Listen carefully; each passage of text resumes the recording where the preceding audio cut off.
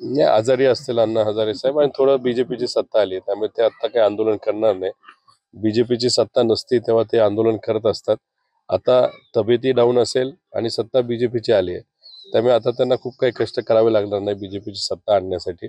त्यामुळे आता त्यांनी विश्रांती घ्यावी, काळजी घ्यावी. या वयामध्ये खूप परिश्रम करणं पण तसं योग्य नाही. बाबा आढाव साहेबांसारखे खरे सामाजिक कार्यकर्ते ते परिश्रम करत आहेत. आम्ही त्यांना विनंती केली की तुम्ही थोडंसं माघार घ्यावी, पण ते काय ऐकायच्या मनस्थितीमध्ये नाहीत. बाबा आढाव साहेब असे खरे हाडाचे सामाजिक कार्यकर्ते हे समाज परिवर्तन करण्यासाठी आज जरूरत आहेत आणि ते करतायत. मी सगळ्यांनाच आव्हान करेल, जे कोणी अराजकीय सामाजिक कार्यकर्ते त्यांनी सुद्धा पुढाकार घ्यावा, कारण का खऱ्या अर्थाने लोकशाही आज धोक्यात आल्यासारखी वाटते. एकनाथ शिंदे साहेबांचं तर मुख्यमंत्री पद काढलंच आहे. इलेक्शन पुरतं कदाचित त्यांचा वापर तिथं केला असावा, पण काय हरकत नाही. महायुतीचे सर्व नेते पक्ष आहेत, निर्णय शेवटी महायुतीमध्येच घ्यावा लागतो.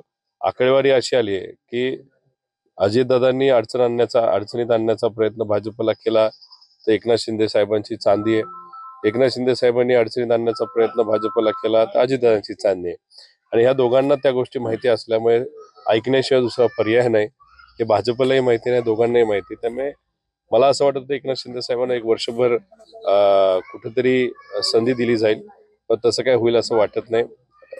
बीजेपीचाच मुख्यमंत्री तिथं बनेल.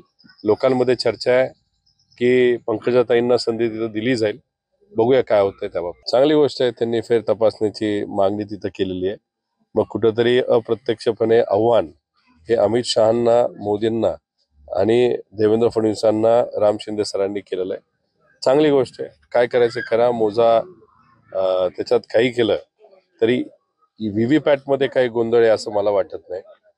गोंधळ जर असेल तर मशीनमध्ये गोंधळ आहे, प्रिंटिंग योग्य पद्धतीने निघतंय, पण प्रॉब्लेम हा ईव्हीएम मशीन मध्ये आहे आणि त्याच्यामध्ये काही गोष्टी चुकीच्या घडल्यात असं अनेक ठिकाणी आपल्याला निदर्शनास आलेलं आहे.